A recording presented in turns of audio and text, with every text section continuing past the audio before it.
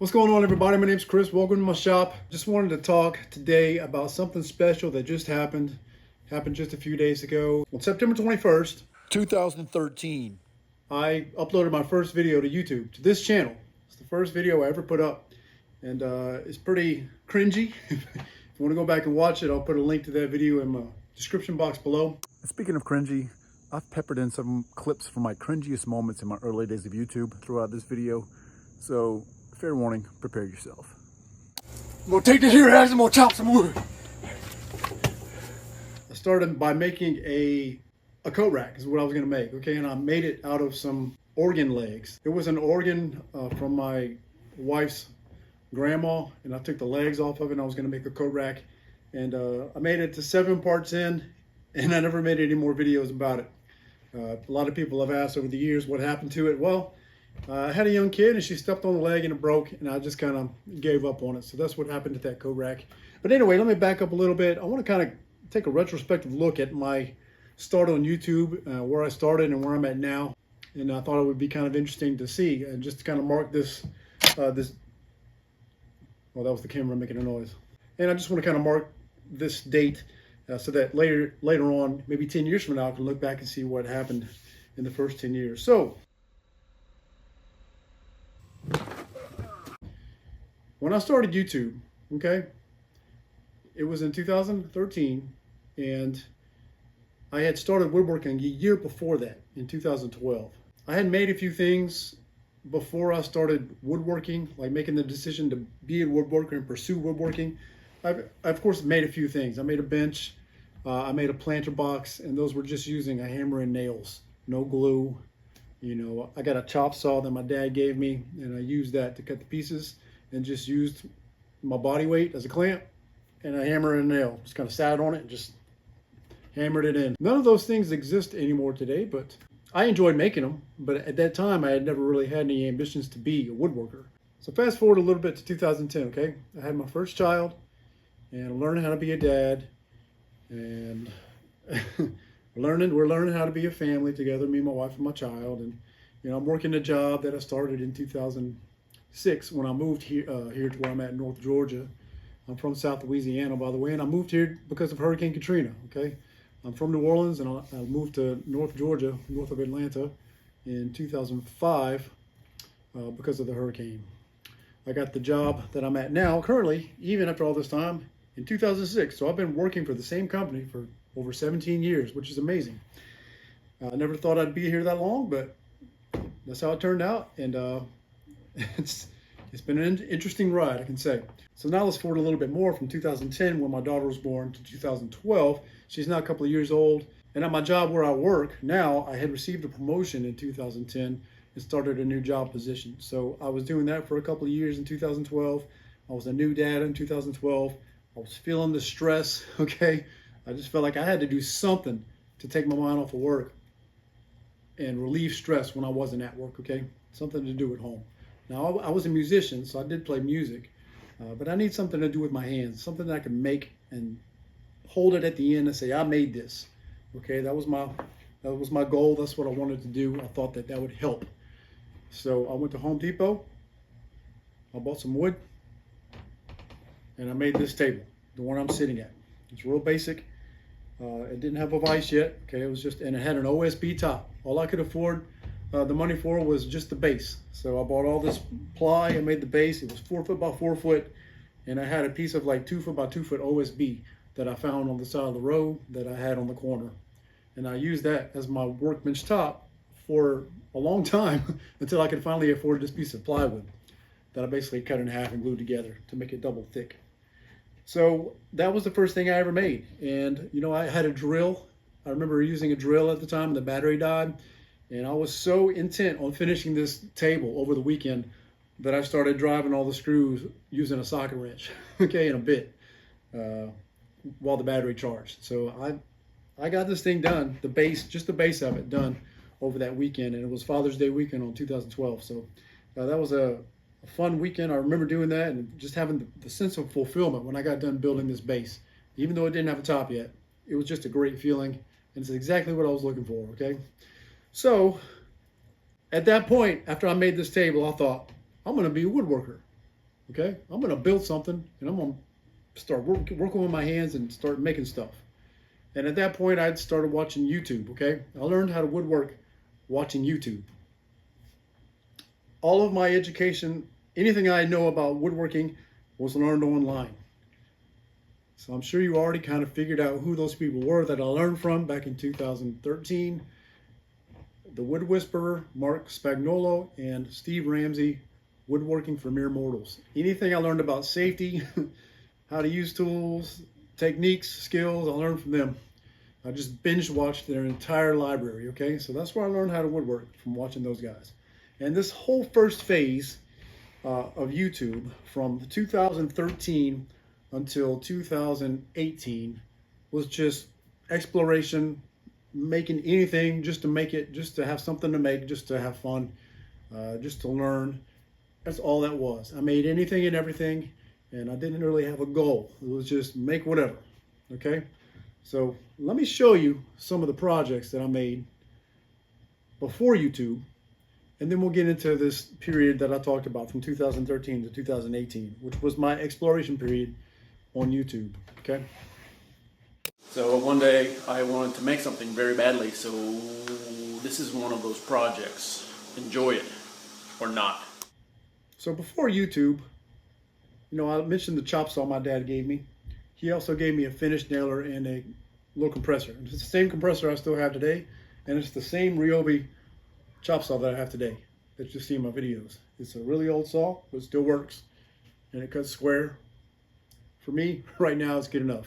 Looking online, I found that there was a website called Lumberjocks, and actually a lot of the kind of bigger name woodworker YouTubers right now actually were back then on Lumberjocks, and they all had accounts, and of course nobody updates their profiles anymore. I haven't been on the website in quite some time, but it was an interesting place to be because there was a lot of people posting stuff, and you can learn a lot, read a lot of articles, and it was just a place to post pictures of your projects and comment on people's pictures of their projects and just kind of get feedback and stuff like that. So it was a fun place to be. So I started reading on Lumberjocks and I started making stuff. And here's one of the first things I ever made. This stool. I made it for my daughter. Put her name on the top and painted it green. Well, I think my wife painted it, but I just made it. And remember, all I had at this point was the chop saw, the finish nailer, and the compressor. So this is made probably with some free wood that I had, and I just chopped it, put some angles on the legs, put a stretcher, I cut off the corners and rounded them over with some sandpaper, and I used glue and finish nails to make this thing. So I've still got it. I wouldn't trust anybody to stand on it, so I've taken it and I keep it up on my top shelf over here in the corner. But I had a lot of fun making this. It was really fun to make. Very basic tools. It's a piece of crap, but it was something that I made and I was proud of, okay? Let's get into these things now. Picture frames. Of course, everybody's got to try to make picture frames. The interesting thing about these frames is they are half-lap joints. And remember what I said was, all I had at this time, well, I do need to back up a little bit, but let me make this statement. All I had was the chop saw, the finish nailer, and the compressor. And I had actually bought my first tools by this point. And they're the blue Irwin chisels I have hanging on the back behind me. I bought some chisels. That's the first thing I ever bought with my own money. First tools I bought. And after I bought those, I found a $5 back saw at some thrift store in town. And I still got it. It's this back saw. It's a Stanley back saw. It didn't come with the box. The box was missing. It was like a miter box. So they were selling the saw for $5. So I used this thing to cut these pieces of wood to length, cut the half lap joints, and I cleaned up the joints with chisels and sandpaper. Both of these. I even have a picture frame I don't have anymore. I cut a mitered half lap. I did a miter joint with a half lap, and I did it by hand. And it actually came out pretty good. I couldn't believe it. So let's move on to this thing. I'm on Lumberjacks at this time, and I started experimenting with mortise and tenon joinery. So this thing, I designed it in SketchUp, and it's all mortise and tenon joinery, except for the top. I'll pocket hold the top onto the base. Got some pocket holes in there. But the whole base is made with nothing but mortise and tenon joinery. I even did some through tenons. Look at that. I was taking chances and doing more difficult things way back then, within my first year of woodworking, cutting through tendons and everything like that. I felt like I was really advanced doing this kind of stuff. But if you look close at them, they don't look that great. There's gaps and stuff like that. But I was really proud of this stool. I kept it in the bathroom for my girls for years. They used it to step up on and get to the sink. And I thought I was pretty proud of myself with this, okay? Now these are all things that I made before I had YouTube. It's just the things that I still happen to have around. So now let's get into the things I was making when I was on YouTube, and I'll show you some of the things that I still have, and I'll put links to all these things where you can go back and watch the video in the description box below, okay?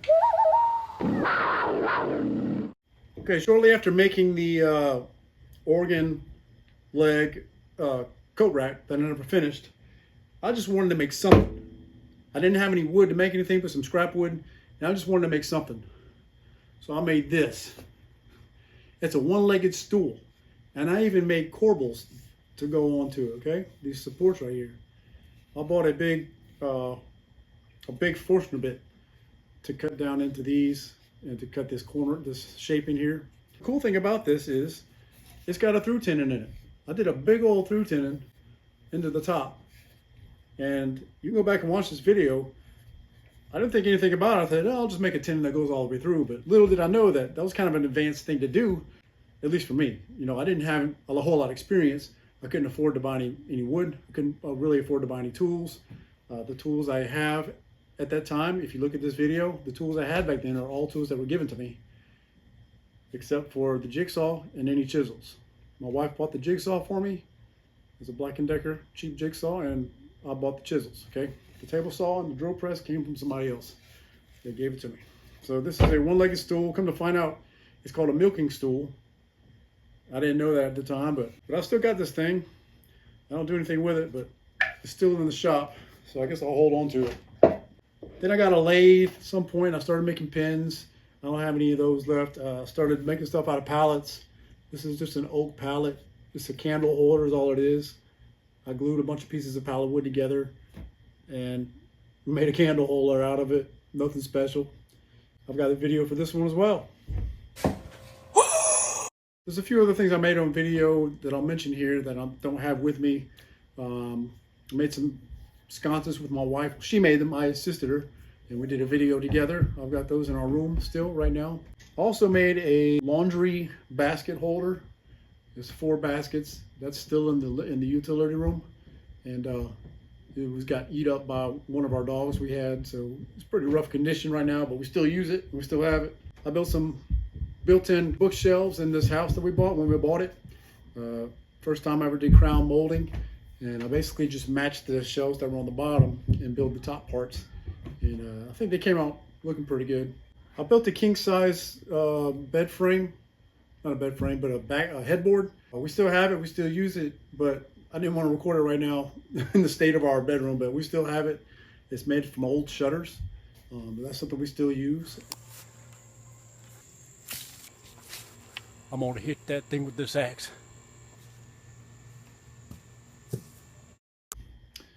About 2018, now this is what I mentioned, the first period was 2013 and 2018 was exploration, just make anything. In 2018, I got sick, and I was pretty sick, like pretty bad sick. Like I'm talking about, like almost died sick, okay? And I didn't make any videos for 2 years. So when I came back from being sick, I got this table saw. I had a fresh wind to get started in woodworking again.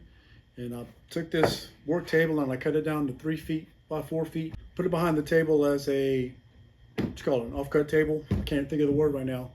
And also I use it as an assembly table and I use it as a work table. So one of these days I'll build a traditional workbench, something that's I've got on my list. It's kind of like a pipe dream I wanna do.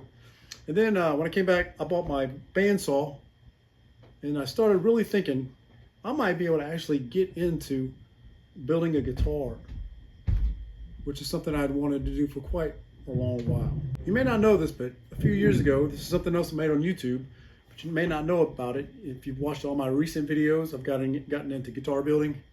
Well, several years back, I wanted to make a guitar, and when I looked at the prices of the tooling and the wood I would need, it was just not possible for me to do it. So I thought, let me make a cigar box guitar. So I made this cigar box guitar as a way to satisfy that itch to make a musical instrument. And it's pretty bad off right now. It's missing the nut. The kids looks like they've damaged it some. It won't even close all the way anymore. But this is something I did, and it was actually kind of fun. I got the kit from cbgiddy.com. They still sell kits if you want to get into doing something like that. It can be done in a couple of days.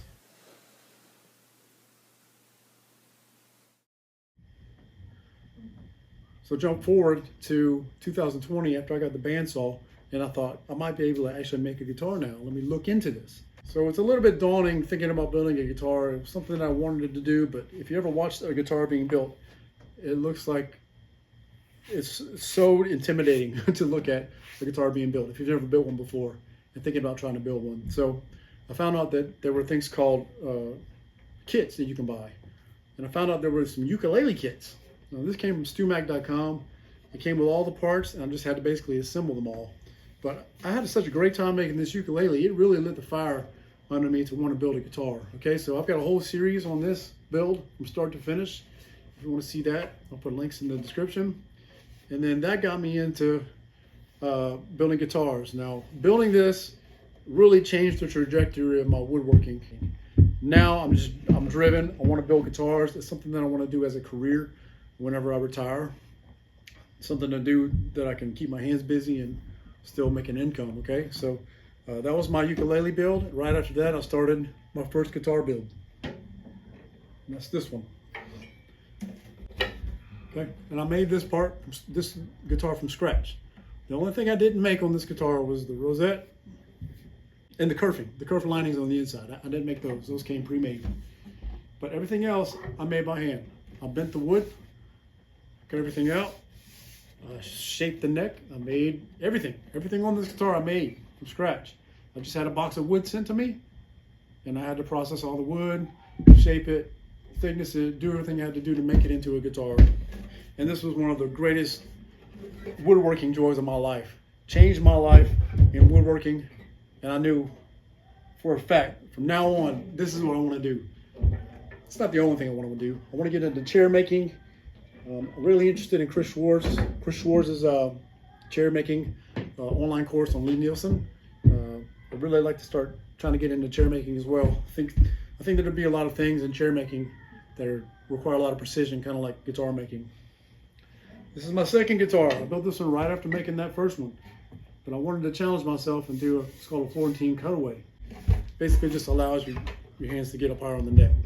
Okay, everything here is from scratch, except for the kerf lining. The kerf lining came pre-made. Okay, but I did make my own rosette this time. I even made my own bridge design. So everything on this guitar I did myself. Bought all the parts to go on it and installed and made the whole thing. Okay, and currently I'm making my third guitar. It's in the finishing stage right now, and I've already started on my fourth guitar. So you can see the bug of lutherie has bitten me pretty hard. My plans going forward are to build guitars. I'd still like to build a woodworking bench, like a traditional woodworking bench. I want to do a series on that. I want to do chairs. I would love to make like even a sculpted rocker. What do you do with a one-legged stool?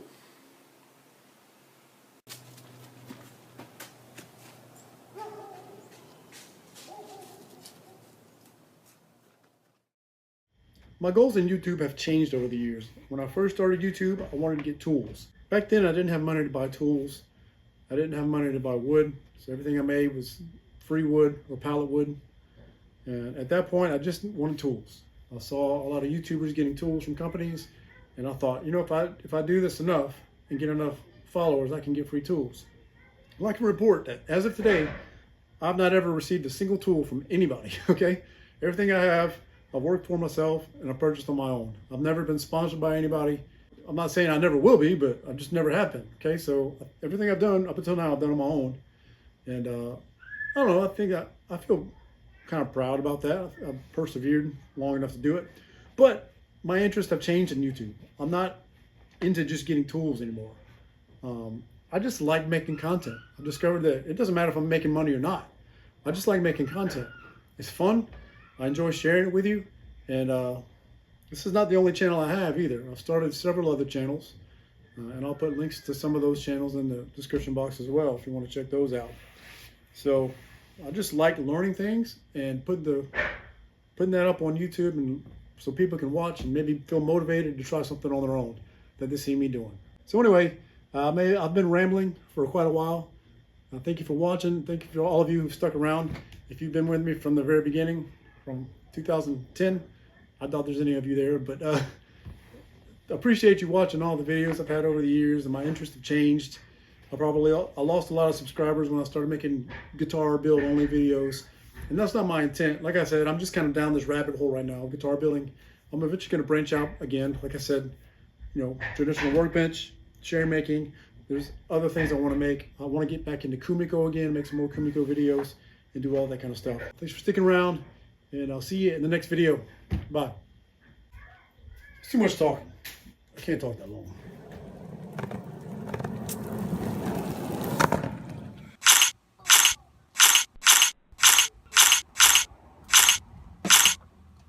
It's pretty much the coolest thing ever made. So